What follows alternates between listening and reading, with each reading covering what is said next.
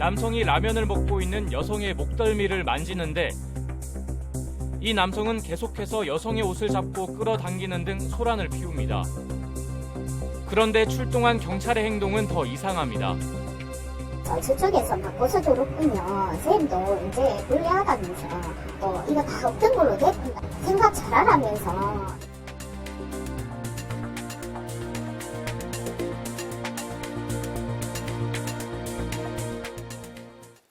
이게 피해자와 가해자를 분리하고 사건을 철저히 수사해야 될 경찰이 이것도 무슨 법원의 판사도 아니고 합의를 종용했다. 이건 어떻게 된 일인가요? 네, 지난달 경남 사천에서 일어난 일인데요. 네. 한 횟집에서 한 여성이 남성에게 성추행을 당했습니다.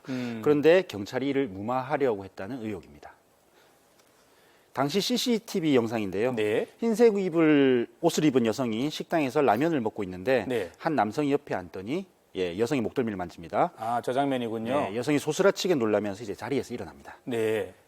그리고 잠시 뒤 안정을 취한 여성에게 남성이 다시 오더니 여성의 옷을 잡아당깁니다. 여성은 테이블을 붙잡고 필사적으로 버티지만 결국 끌려갑니다. 보다 못한 지인이 두 사람을 떼어놓으려고 애를 쓰게 되는데요. 결국 놀란 여성은 울음을 터뜨립니다. 이거 뭐 화면상으로 정황이 나타나고 있는데 그죠? 이거 밥 먹다가 저 여성 얼마나 놀랐을까 싶기도 합니다. 충격 많이 받은 것 같은데요. 이거 변호사님 두 분이 두 사람이 원래 아는 사이였다고 하는가요? 네, 그렇습니다. 평소 알고 지내던 지인의 남편분이라고 하는데요. 저 남성은 지인의 남편이군요. 네, 그렇습니다. 네. 연배도 높고 해서 사실 여성의 일행들도 처음에는 그냥 쳐다보기만 했답니다. 근데 네. 이게 상황이 심각해지고 여성이 이제 끌려가는 그런 상황이 되자 일행들이 황급하게 이제 막아선 건데요. 네. 이 여성은 사실 그날 친구가 하는 식당에 놀러 갔는데 네. 우연히 이 부부를 만났고요.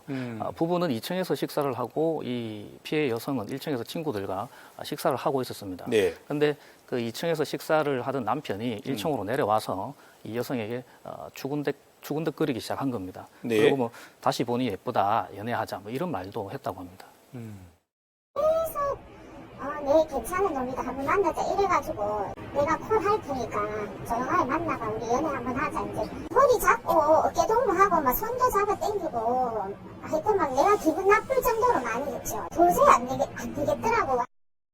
네, 결국 참다 못해 이 여성은 남자의 부인이 있는 식당 네. 2층으로 올라가서 남편이 많이 취했으니 단속 좀 하라라고 네. 이제 이르기도 했답니다. 이거 자기 부인하고 같이 식사하러 온 자리에서 이런 일이 벌어졌으니까요. 사실 지금 남성의 부인도 사실 많이 좀 민망했겠습니다. 네, 피해 여성의 말로는 그 당시에 아내가 네. 사업차 좀 중요한 얘기를 네. 하고 있어서 남편에 대해서 크게 신경을 쓰지 못했다, 그랬던 것 같습니다. 근데 이게 사실 경찰이 출동하니까 이 태도가 완전히 달라졌다고 합니다. 아, 그래요? 어떻게 달라졌는가요?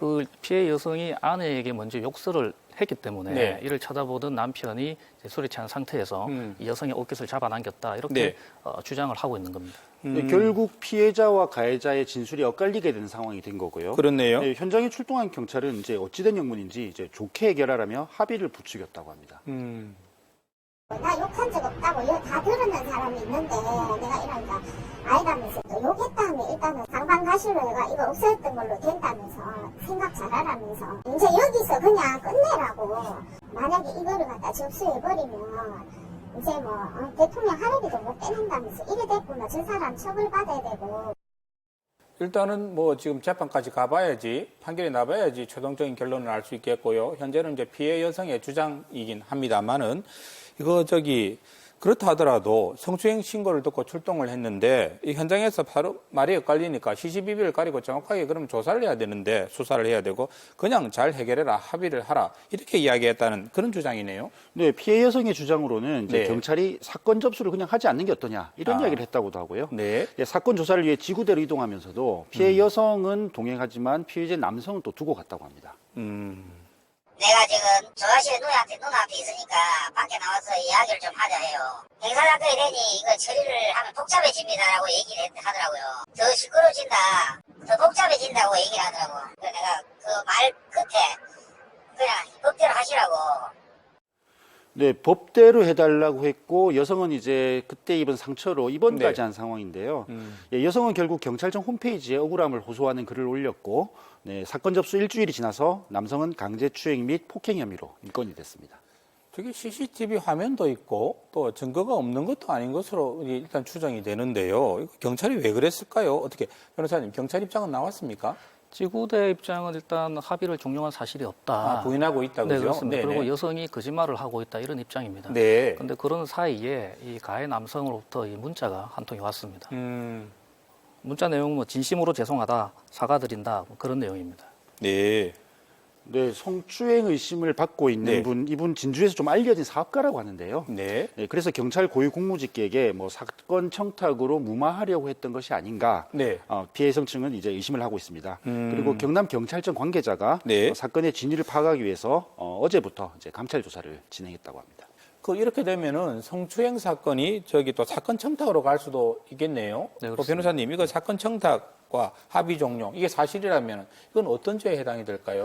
뭐 자세한 부분은 경찰 조사가 끝나봐야 알겠지만 네. 만약 이 남성이 제3자를 통해서 네. 뭐 사건을 좀 무마할 목적으로 청탁을 했다면 그 다들 아실 겁니다. 김영란법이라고 해서 네. 그 부정청탁 및 금품수수 금지에 관한 법률이 있는데요. 네. 이 법에 따라서 이 남성은 과태료 처분이 부과될 수도 있습니다. 네. 그리고 만약 이 직무와 관련해서 금품수수가 있었다면 네. 뭐 뇌물 공여죄 여부 등도 검토해볼 필요가 있을 것으로 보입니다.